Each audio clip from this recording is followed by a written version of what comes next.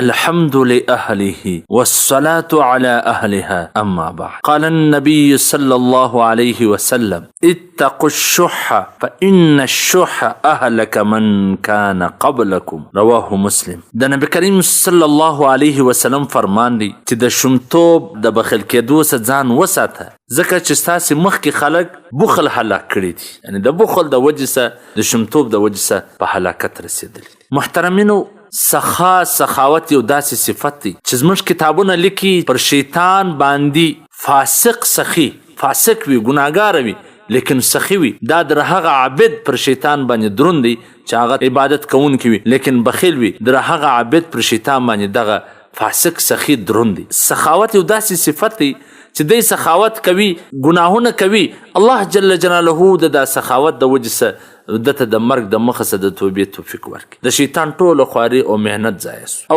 عابد عبادت کوونکی دی، بزرګ دی لیکن بخیل دی، د تباهی دپاره دغه بخالت کافي دی، ځکه د شیطان څخه مهنت نه غواړي. ځکه وایي بخیل اربود زاهد بحر بر بهشت نباشد بحکم خبر. نو پکار دا د عزتمنو چې په ځان کې د سخاوت ماده راول. الله تا ته مال درکړی دی، پر غریبانو باندې مصرف که، د الله دپاره خرڅ که. ټینګوایه مه چې ته د مال او د دنیا پیردار او چوکیدار جوړ سي. سبا به ته مړې، ستا په دغه پیسو کې چې تا دا را ټینګې کړي وې، ستا اولاد او ستا میراثخواره به په دې کې موج و مستیانې، په دې کې به هغه فضول خرچانې کوي، مصرفونه به کوي، عیاشي به پکې کوي. د مرګ څخه وروسته که ستا بچان په تا پسې هره ورځ یو غویی حلالوي، لیکن په خپل ژوند کې تا هره ورځ یوه خورما صدقه کړې وي، دغه غویی د یوې خورما ځای نیسي. نو په خپل ژوند کې باید سړی په خپل ځان کې د سخاوت ماده راولي، د بخالت څخه ځان وساتي.